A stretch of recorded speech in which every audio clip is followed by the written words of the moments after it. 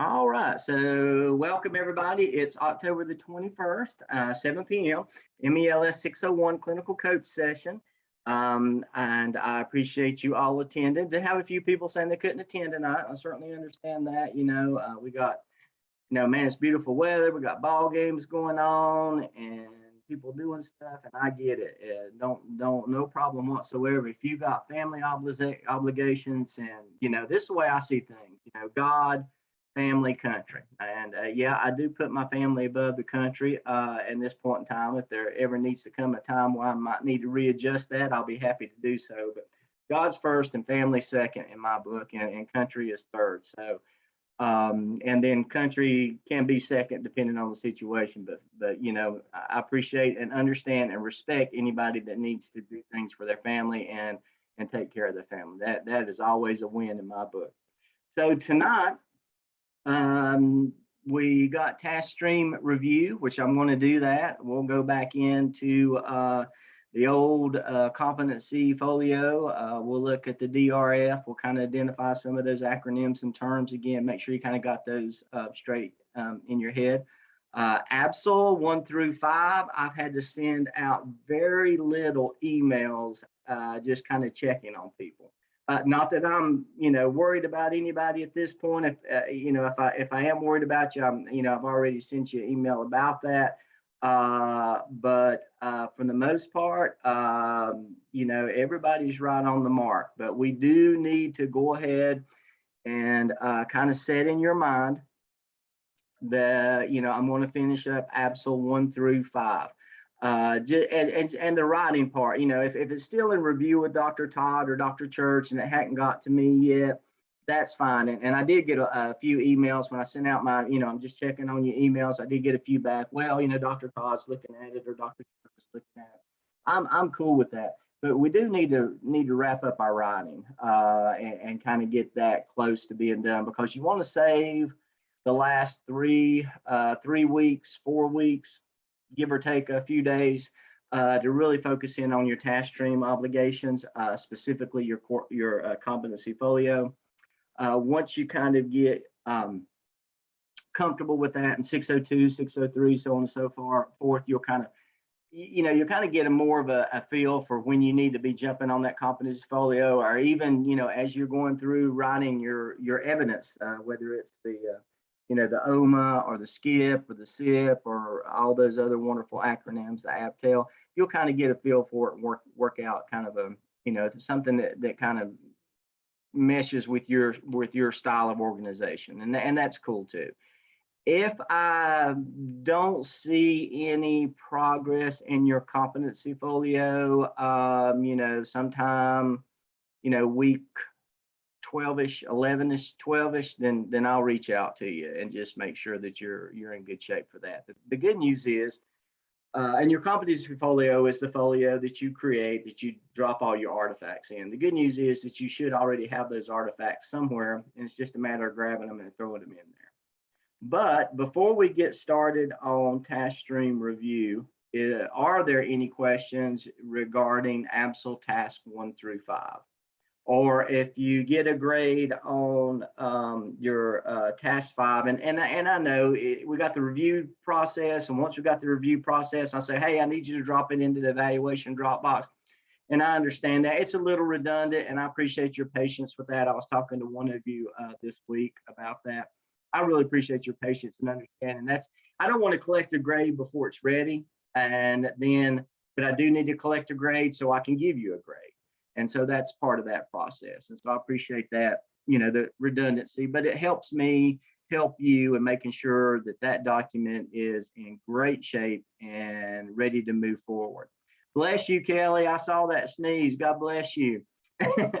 But anyway, once you get finished with task 5, I've been putting in the comment section, compile all your tasks, ABSL 1 through 5, into one complete document and upload into the ABSL final evidence narrative in your evaluation Dropbox. And that's just my OCD of wanting to look at it one last time as a complete document. And I know sometimes you guys are sending it to me as a complete document, even though I may be reviewing task 3. You've already got task 1 and 2 in there, and I appreciate that.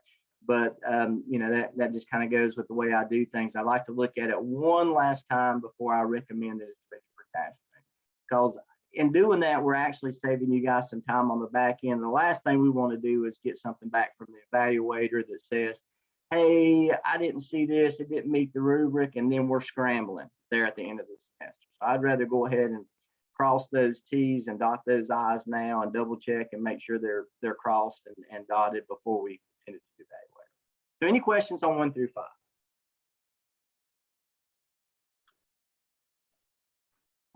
All right, groovy, groovy, groovy. All right, so let me do a share screen, and I'm gonna pull up task stream. All right, so I had it up a while ago. There it is. All right, so all right, so let's do a little quick task stream review here. There are basically 2 platforms that you work in task stream. One is called the direct response folio, or the DRF, and one is your competency folio. So I'm going to look at the DRF first, and that's usually the one that pops up and populates on your screen immediately.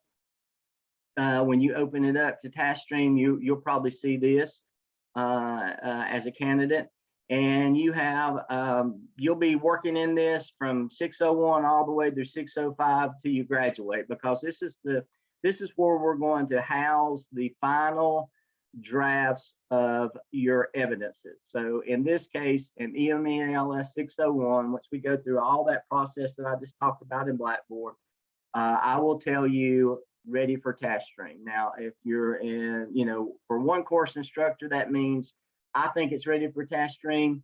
Send it to your course instructor and let them know that, and sometimes they ask for a screenshot of or a forward of the email or a forward of the comments where I'm saying, you know, that Joe said it was ready for task stream. Some of them ask for that.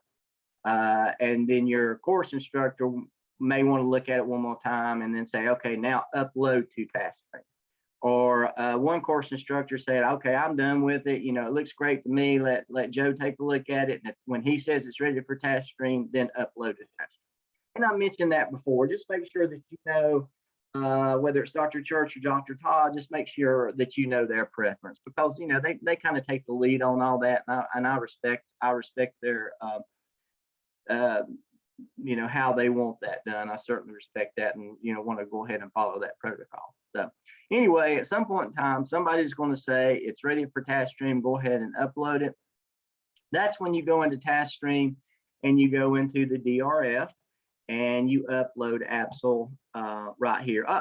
Don't let this confuse you. I just pulled up the add-on version and I don't need to do that. Let me go back and pull up the traditional course. Sorry about that if that caused some confusion, because it had the Absol setting in there, and that's for all the add-on people.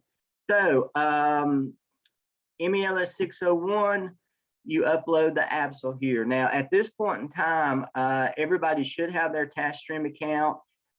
If you haven't went ahead and jumped in there and take a tour, then you at least should know how to get into it and got everything set up and know that you can jump in there whenever you want to.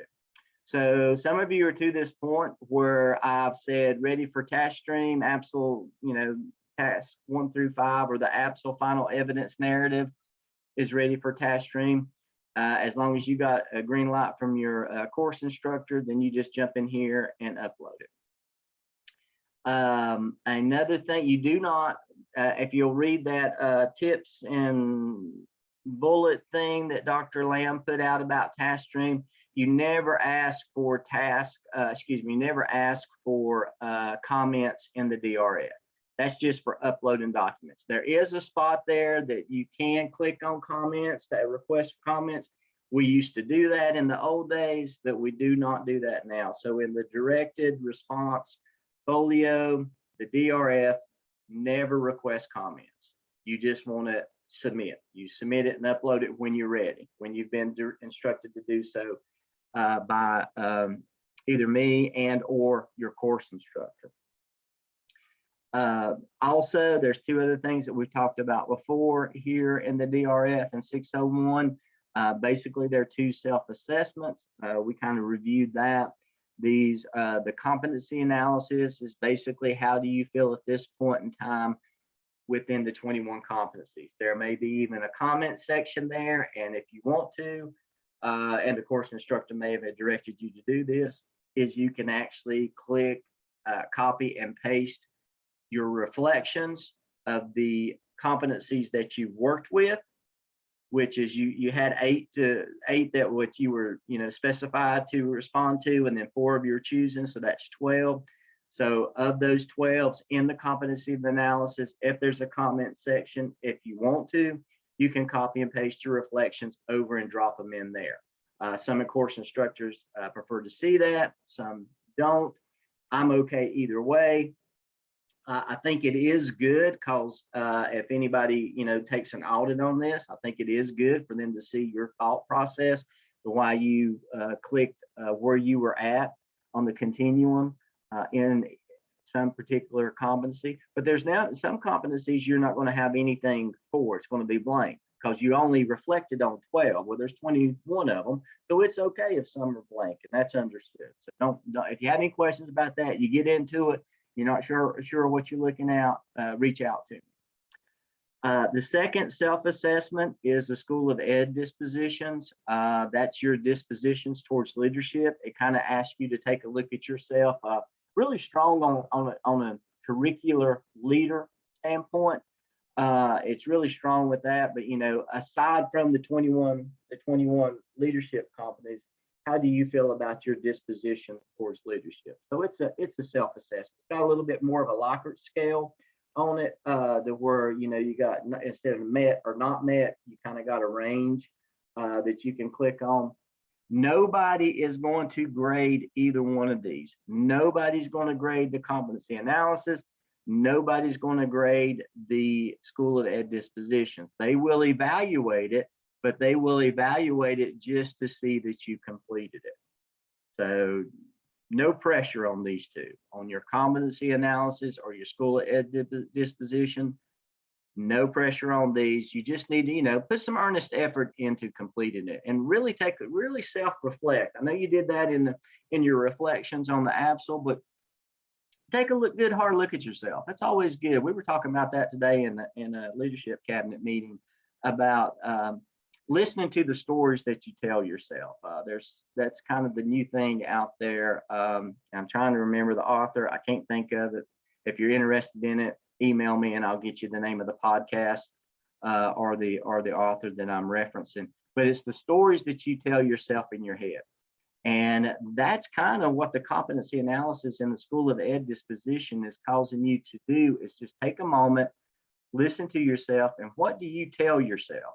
What are the stories that you tell yourself in your head about where you're at as a leader? And honestly reflect on that. There's no right or wrong. Like I said, it's just you are going to be evaluated on whether you completed it or not. So in the DRF, the direct response folio, you upload your ABSL, you complete the competency analysis, and you complete the School of Ed disposition. Once you finish the ABSL, I recommend that you do the competency analysis in the School of Ed disposition just because that's kind of fresh. I don't recommend that you do it before you complete the ABSL, because a lot of what you're going to reflect on is going to come through your work in the ABSL. And so if you do it before you finish the ABSL, you're really kind of cheating yourself on some experiences that you haven't had yet, or activities that you haven't done yet that you could reflect on as you ponder these different competencies and dispositions. So any question on the DRF, what we're looking at right now?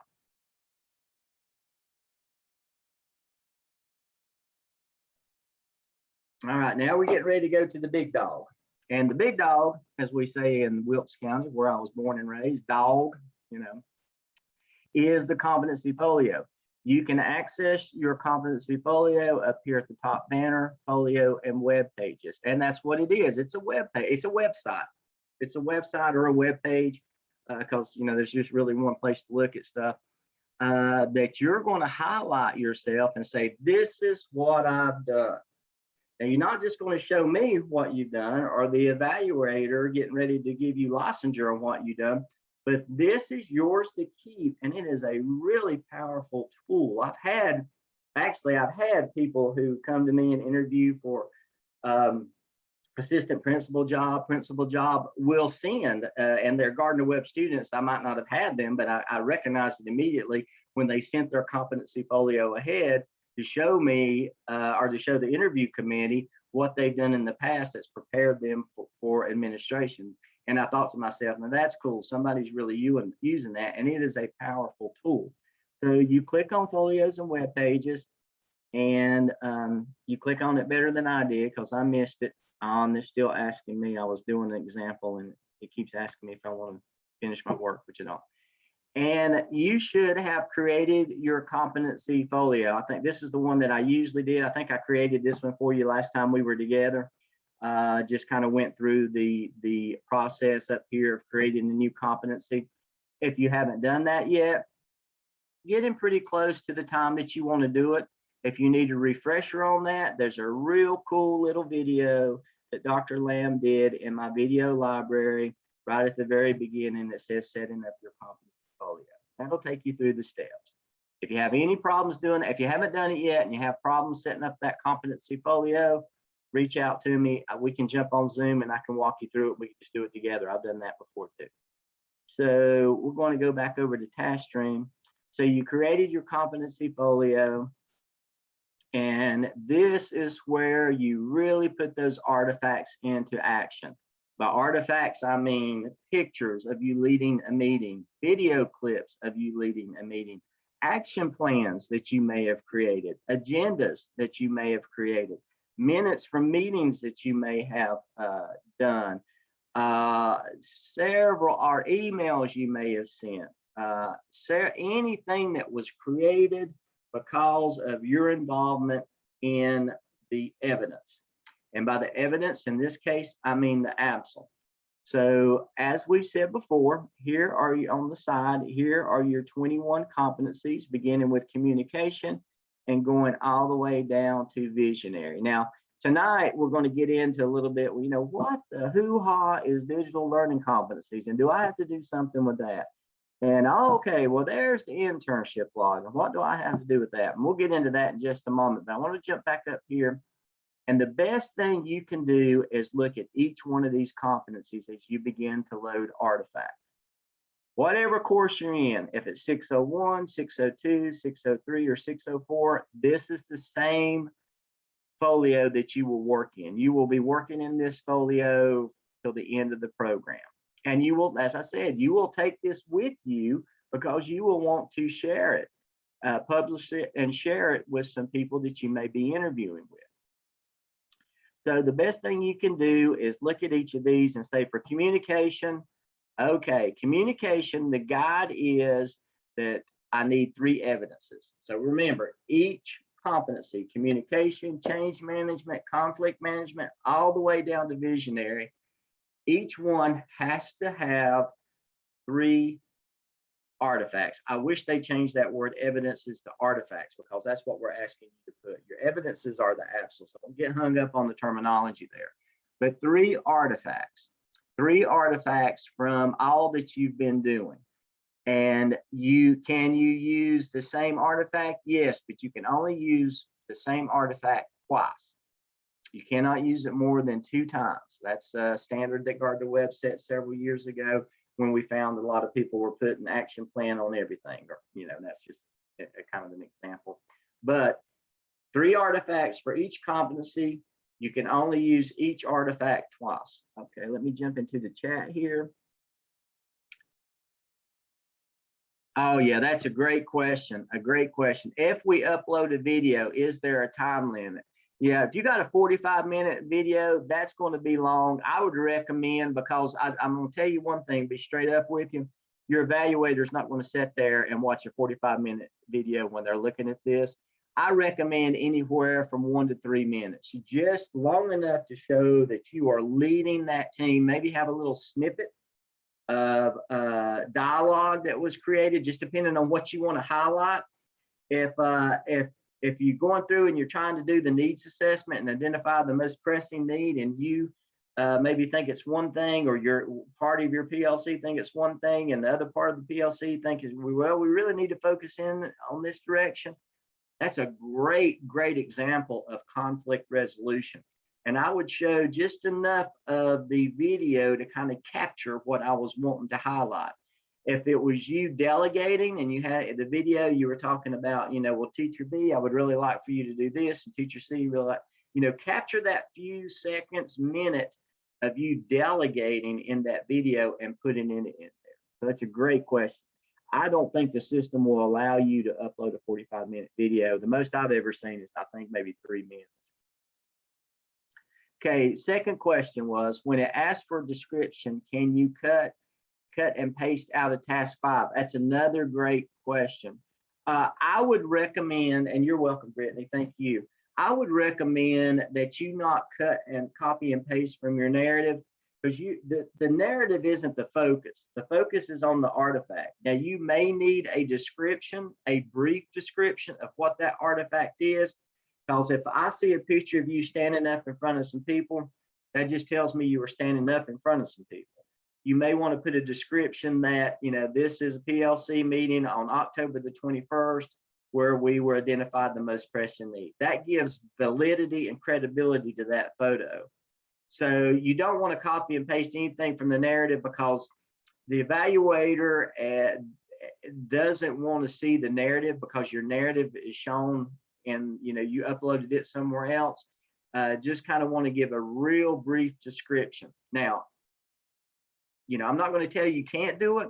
I'm just telling you that it may not be necessary, and trying to save you some time, in that any artifact that you upload, you may just want to really make a brief, like 4 or 5 words or a sentence or less. I have seen some that's put a whole lot more in there, and I understand that if it requires a deep description. And when I review it and I look at your artifact and I see your description, if I feel like you need more detail, I'll let you know, because we'll be working on this together, until 6:05.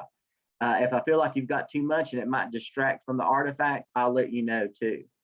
So the next question was, when it is asking for 3 artifacts, is this 3 from the total length of the program or 3 from the APSL? Another great question. You guys are really helping me out tonight, because you're causing me to talk about things that I need to share with you, and very timely. Great question. When we're talking about 3 evidences, that's 3 evidences through the course of the program. From 601 all the way through 605, at some point in time, you're going to drop in 3 evidences. Can you have more? Yes, you can have more. Some people do put more, because at the end of the day, you're going to use this portfolio in an interview process. You might want to highlight more of yourself, but 3 is the minimum. There is no maximum, but 3 is the minimum. And as you work past 601, I'll talk about this more when we get into 602 and we get to this point, but it's very important for the person reviewing the portfolio that you label every artifact. Because if you got a picture of you leading the PLC in 601 and a photo of you leading the PLC in 602, unless you tell the person looking at it, this is from 601, this is from 602, it's all going to look the same. They're not going to be able to distinguish what might have come out of the APSL and what might have come out of the PSYOP and what might be an open-ended evidence. So label it in some form or fashion to where the person reviewing this saying, okay, this person uploaded this because they wanted this to be connected to the APSL. And so each competency will give you a guide of where you can pull an artifact from. For communication, there's a great example of pulling it from the APSL. There's a great example of pulling it from the PSYOP. So that's the recommendation of Gardner Webb, is if you want to show an artifact from the APSL here and show an artifact from the PSYOP. Not every competency is going to have the same evidence for you, or recommend the same evidence for you to pull from. It's all different. At the end of the program, you will have pulled from every one that you work in from 601 to 605, but they are different. An open-ended is a wild card. Anything that you've done that you feel like is a great example of your competency in the area of leadership, you can upload. Doesn't have to be from any evidences.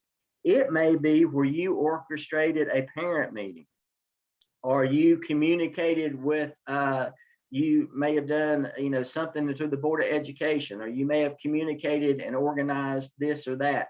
It's just something you kind of did outside that you want to highlight. So it's a wild card. it's a wild card. Doesn't have to be from any evidence. Can it be? Yes, it can be. Like I said, it's a wild card. If you guys ever play poker, then it's like, deuces wild. That two can be anything. That two can be an ace, a king, a queen, a jack, whatever you need it to be to fill your hand. Same thing here. That open-ended can be whatever you need it to be to fill the hand, and the hand being those three evidences. So if we look at change management, it looks the same, and that's just a coincidence. One evidence from the ABSL when you do the PSYOP, one evidence from the PSYOP, and one wild card or open-ended.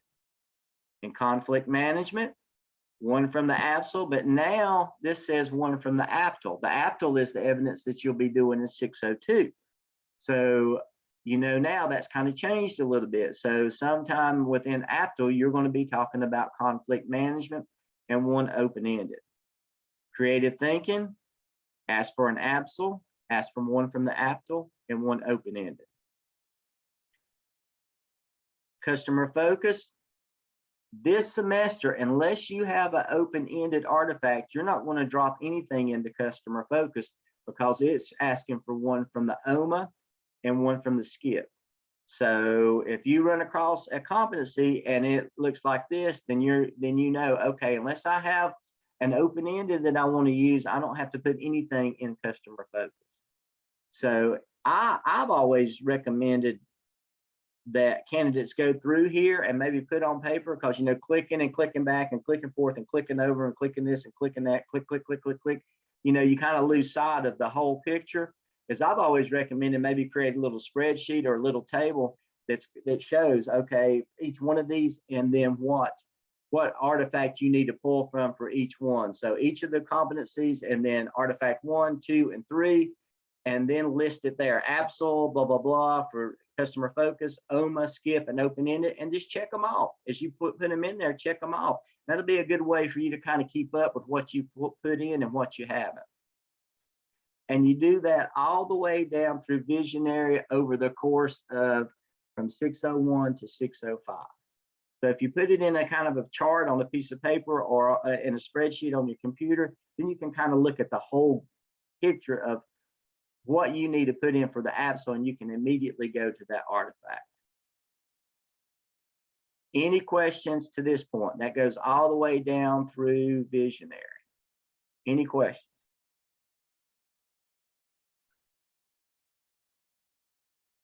All right, so, okay, great. Let me pull up the chat here. Oh, okay, great. Maggie is offering, she's created one and would be happy to share if anybody wants to take a look at it.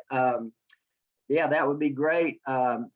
So contact Maggie if you want to do that. Good job, Maggie. I appreciate that offer, and that's very very considerate of you and very generous. Thank you. Also, remember, not taking anything away from Maggie's, because I'm sure it's excellent. There's also in my Blackboard shell in templates and resources, there is one that kind of Dr. Lamb put out as an exemplar that you can click on, pull up, and look at each one. For me, these descriptions are a little long. I wasn't this person's clinical coach. I'm not, and this is a good segue into what I was getting ready to talk about, digital learning competencies. You know, I'm not saying anything against this person, but this is how they labeled the artifact, and this is how they talked about it. And then down here are the attachments. And notice how I know before I even click on this that this candidate meant that for this artifact to count as their evidence or their artifact for the ABSL. They meant for this one to count for open-ended. And then here's the video. It looks like they actually did open up a pretty extended video that counts as the PSYOP. So as an evaluator or a reviewer, I know immediately, without even looking at it, the way they've uploaded this and then titled them, I should have said, that I know immediately what it's counted. I can go up here and read the descriptions, and I can go down here and say, okay, she's talking or he's talking about this artifact right here. So this is a good to look at. Certainly, I'm sure Maggie's is excellent as well. So Maggie, I appreciate that. It's very kind of you to do that. Now I'm going to jump over here, but we're going to come back to this exemplar just because it's a good example of this. There, right below the last competency, and the last competency is visionary. Right below the last competency, you'll see, you know, a radio button here for digital learning competencies. Okay, you do not have to do anything for digital learning competencies. Everybody's familiar of having to get DLC credit for licensing if you're a teacher. This kind of falls in line with that, and it's a service that Gardner Webb has kind of offered you to help you with those DLC credits that you may be having to do for your renewal.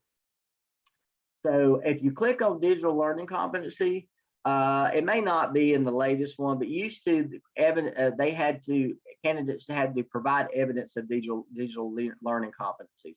You do not have to do that. You do not have to embed any links. You do not have to address digital learning competencies.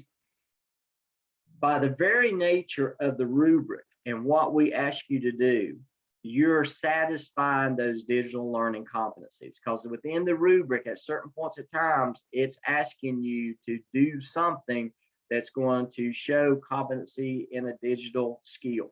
So you do not have to do anything with digital learning competencies. What you can do is, if you're going through close to renewal and you need some DLC credits, candidates have showed their HR department their competency portfolio and got DLC credit for it. Now, that's not on Gardner Webb. That's not anything Gardner Webb. Bless you, Maggie. That's not anything that Gardner Webb. See, I always keep my eye open for that, because I like to try to do a God bless you whenever I get a chance. But that's not anything that Gardner Webb's doing. Gardner Webb's not seeing that you got your DLC credits or you haven't got your DLC credits. That's between you and your human resources department as far as where you're at in the renewal cycle and if you satisfied your DLCs. Well, what this candidate did is took that opportunity. Here it's just a listing of the digital learning competencies. That's just listed out for you.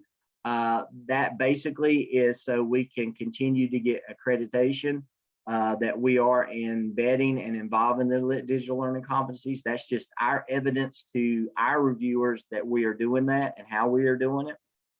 But this candidate, if they had any artifact that they felt was an example of a digital learning competency or something that they could get credit for, they highlighted it here. And this particular candidate took this portfolio or shared this portfolio with their HR director and said, this is what I did. Can I get DLC credit? And they got DLC credit. Now, that's above and beyond. You don't have to do that to satisfy Gardner Webb. You do not have to do that to graduate. You do not have to do that to get licensure. That's just above and beyond if you kind of want to knock out two birds with one stone. That is totally up to you. But they did it, and they were able to knock out several DLC credits along with working what they already did in Gardner Webb. Because you're doing this at the school. And so, you know, if you're providing, you know, that's one thing about getting DLC credit. It's not just doing some kind of online program, but there should be a product created based on what you did. Then this is a good way to show that and possibly get DLC credit. If you're interested in doing that and like some more guidance on it, let me know. But it is not a requirement of Gardner Webb, none whatsoever. So that's the digital learning competency. Now, I'm going to come back to internship logs, but let's go back up here and talk about the evidences that you're going to drop in this semester. I review this at the end of every semester or whenever you're ready for me to review it. It doesn't have to be after you've gone through here and dropped all your artifacts in. If you want me to review it incrementally at different times, I'll be happy to do that. But in order to do that, I need to move your little screens over. Once you drop the competencies in and you're ready for me to review it, do not click publish share. You'll see it in the upper right hand corner. Publish share is when you're giving somebody permission to click on a link that'll take them to this competency portfolio. That was what you would do for a reviewer, or that's what you would do. You would share it just like you share a photo, you know, on your iPhone. Click share and it shares it to whoever you want to. That's not requesting comments. That's just sharing. You can, if you want to send that to your HR director for the DLC credit, that's when you would do that. If you want to send this ahead to a interviewer, that's when you would do that.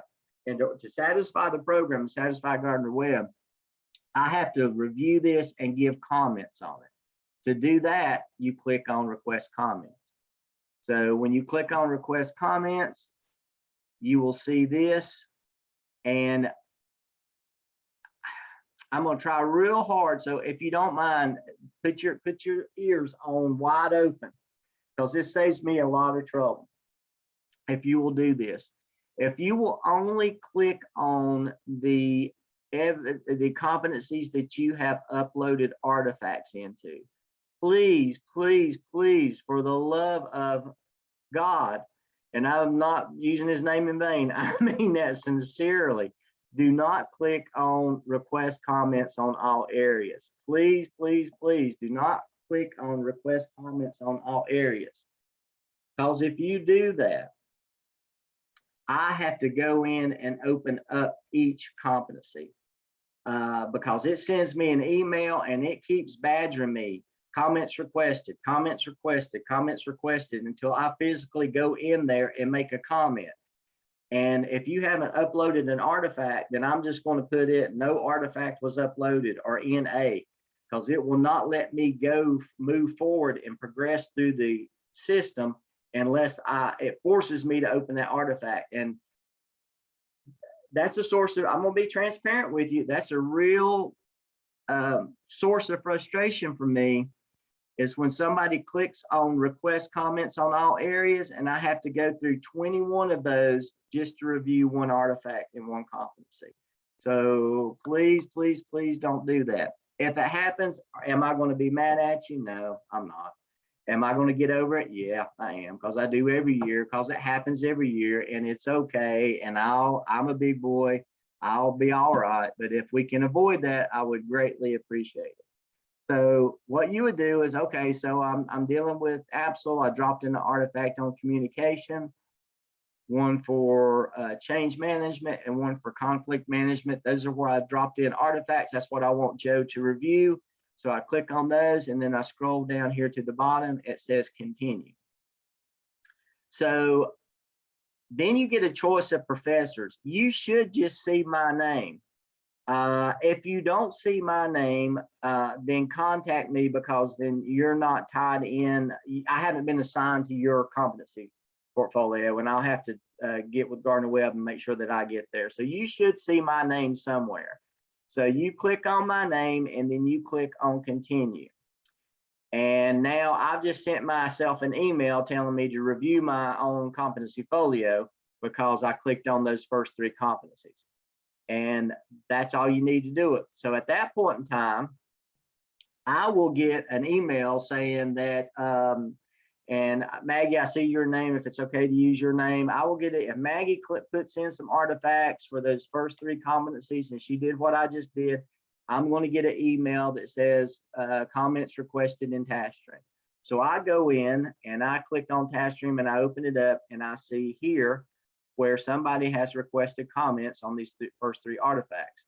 I click on them, I review the artifact, and then I'll leave the comment up here.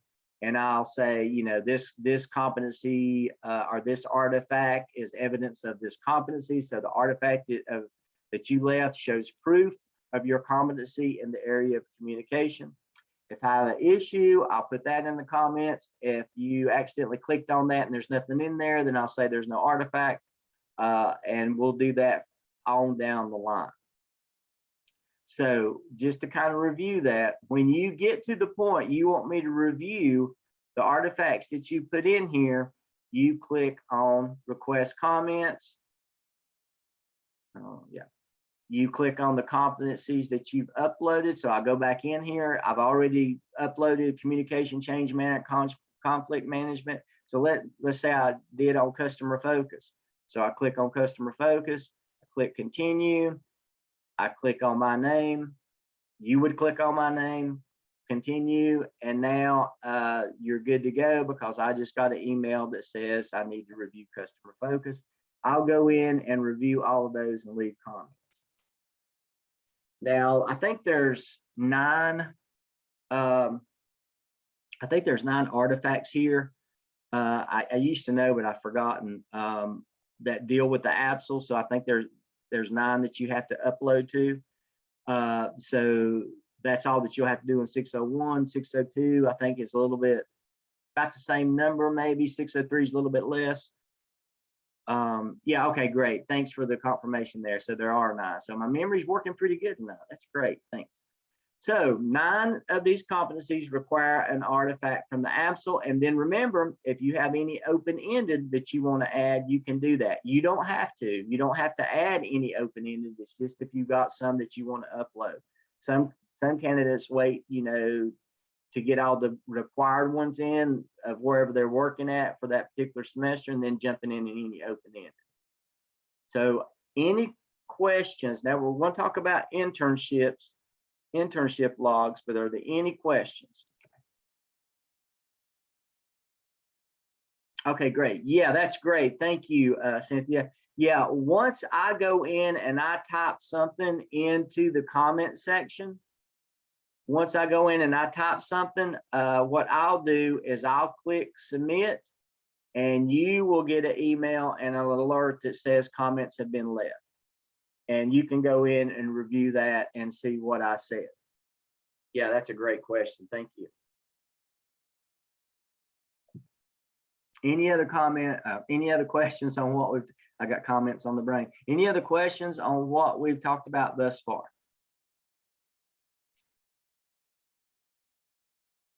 All right, groovy. Okay, now let's talk about internship logs.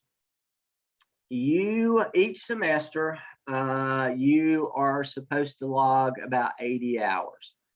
The way that usually goes is that usually ends up being real easy for somebody or really challenging for somebody. There never seems to be a middle road for internship hours, because if you're having any problems logging your hours, let me know.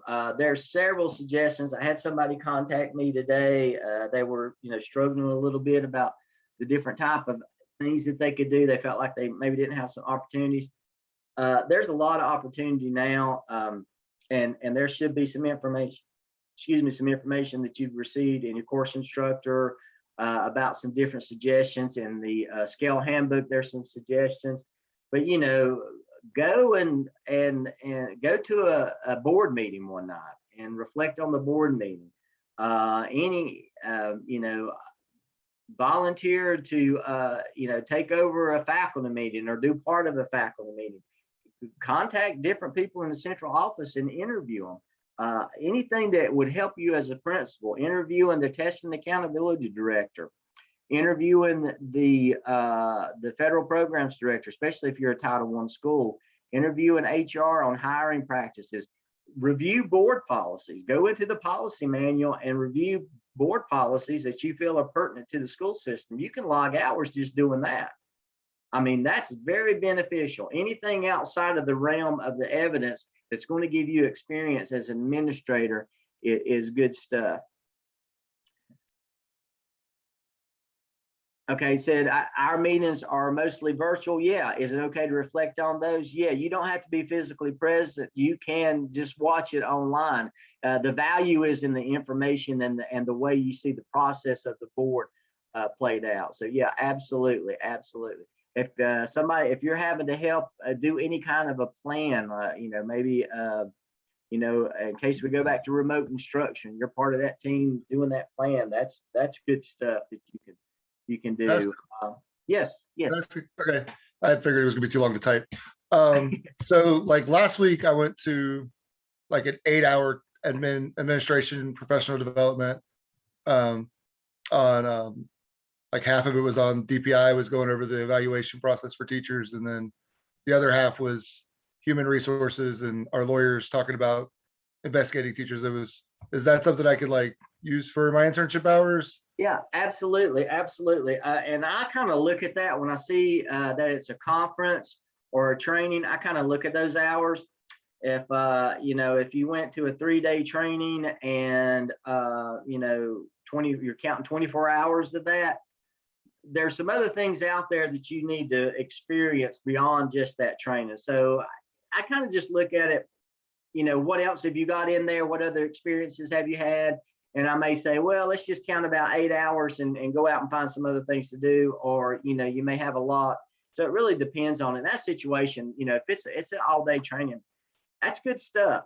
Teacher evaluation and the laws surrounding that's good stuff. I may probably let you count all 8 hours. So yeah, that's a great example. That's a great example. You can Okay, count awesome. that. Because I only counted 2 so far, so I can count a few more. Yeah, absolutely. And bus duty has its place, morning duty has its place, cafeteria duty has its place, but there's only so much experience that you can gain from that before it just kind of becomes redundant. So, I've had candidates, try to put, 30 hours of bus duty. Well, I get it. I was an AP at a middle or junior high that, hubbed about 26 buses every morning. So yeah, I could have got my whole 80 hours done in a week just about, because I was on that bus in the morning or on the bus grounds in the morning and the afternoon. But I only learned so much from doing that. There were some other things out there that I was a whole lot more beneficial to me, preparing me for the principalship than doing bus duties. But we'll take a look at that too. 80, when are the 80 hours due? Boy, that is a great question. The only place that you will show evidence or upload your internship logs, and thank you for asking that, because that's a great segue into what I'm just going to talk about. The only place that you upload your internship log until you get ready to graduate is right here in your competency folio every semester. This is where I look at it at the end of the semester, and I'll answer your question in a minute. But and I think that was Skylar that asked that, wasn't it? Yeah, thanks, Skylar. I'll answer that question in just a second.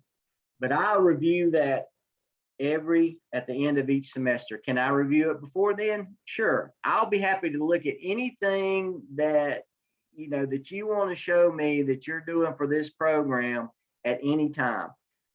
Just email it to me, or email me and say, I just want you to take a look at this. I don't want it to be graded. I don't necessarily want to do the big revision thing. I don't want to officially upload it. Please look at it before I do that. I'll be happy to do that. Same thing with your internship log. I'll be happy to take a spot check on your internship log whenever you're ready for me to do that, just to kind of give you my feedback on it. But before the end of the semester, you will upload it here just like you would any other artifact for me to review. And I give my official review then of where you're at and what the log, if you've satisfied the requirements of the internship log for this semester. And I am really flexible with that. It doesn't have to be done.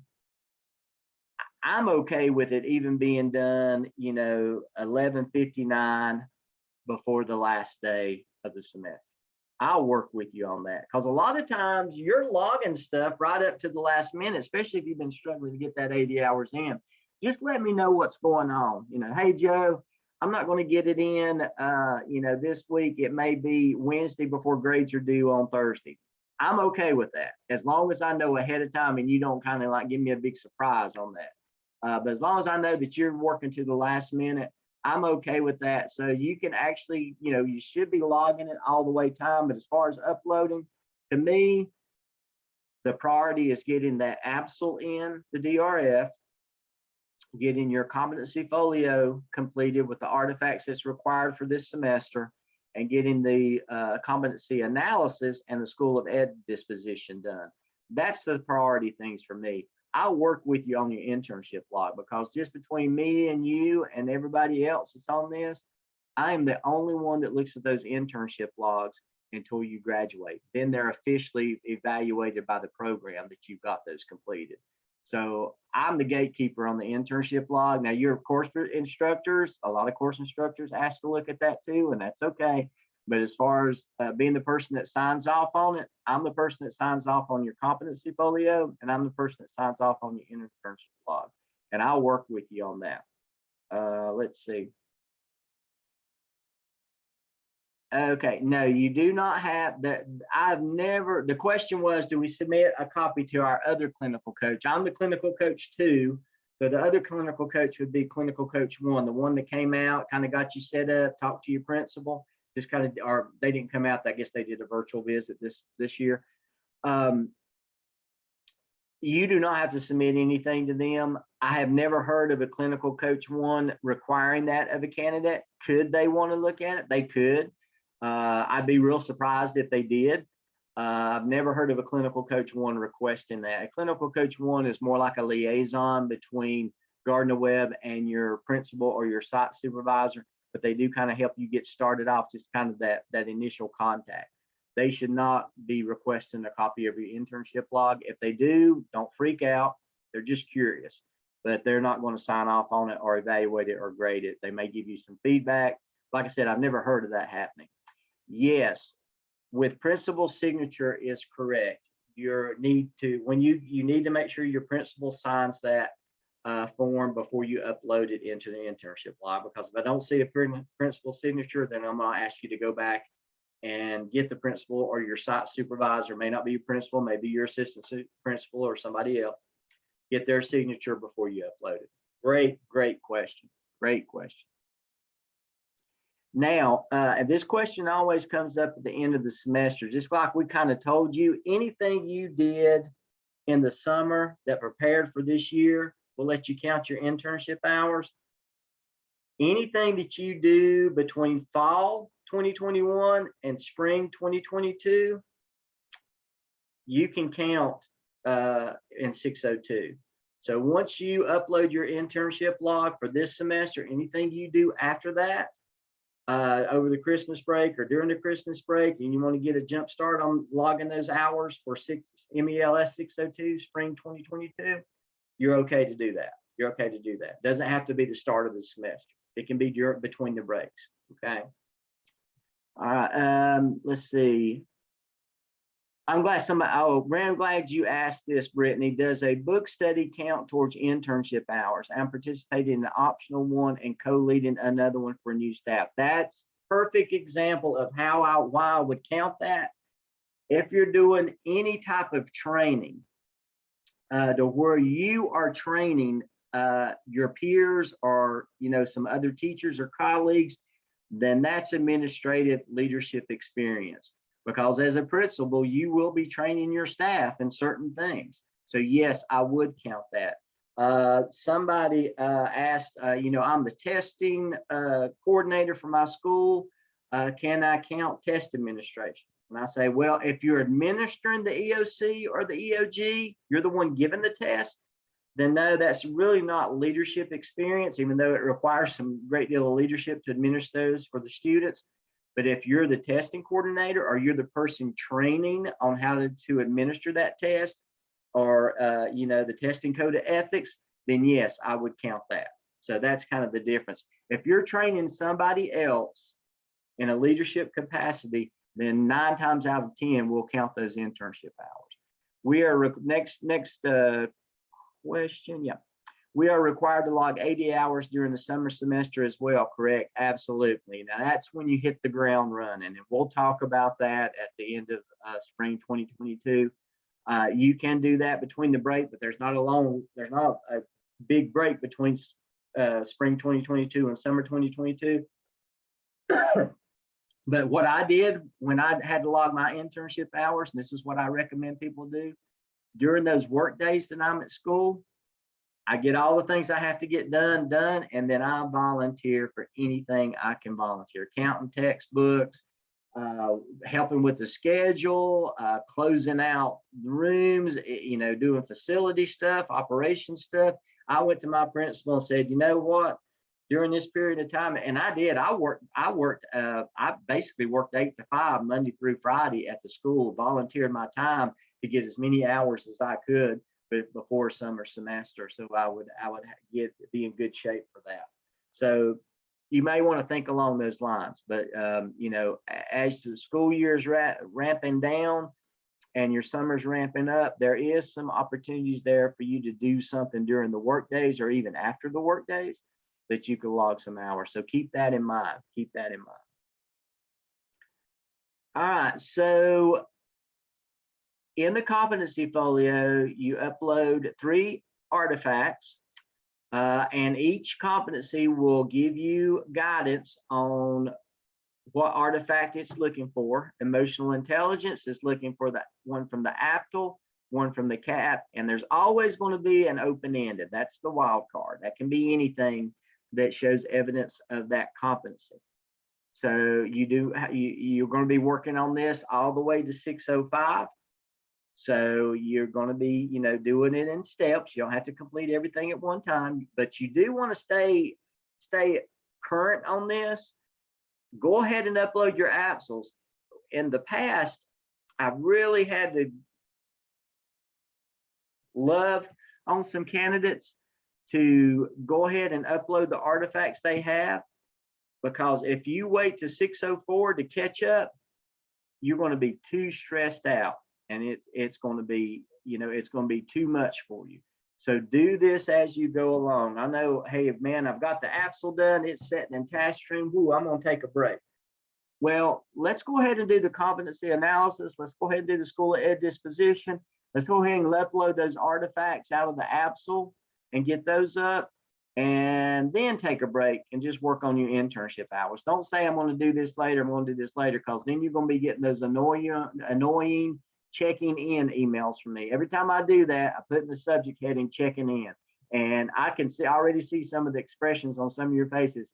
After you've seen those checking in emails, about 4 or 5 times in one semester, they do get annoying. So I'm going to love on you as much as I can to get you to get to where you need to be, just so you'll be in good shape to graduate and get your diploma and get your license.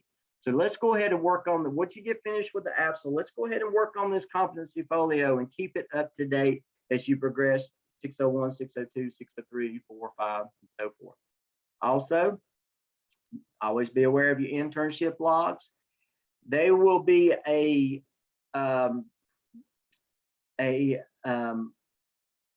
from 601 to the beginning of 60 or till 604. Let's say it that way. From 601 to 604, I'm the only one that looks at your internship logs and gives you feedback and guides you as you go along, or your clinical coach too. May not be me. Sometimes it gets, we rotate off of cohorts. In 605, you will officially submit the whole log from 601 all the way to 605, and that will be graded. Do not worry about doing that now. You do not do that in the competency folio. It's done in the DRF, but you don't need to worry about that now. Just to kind of let you know, the only place that you upload your internship log for right now is here in your competency folio, right here where it says internship log. All right, any questions, any parting questions? As always, I'll stay on here as long as anybody needs me to stay on here. I still got about 3 or 4 more swallows of coffee, so I'm in good shape. So just let me know what you need.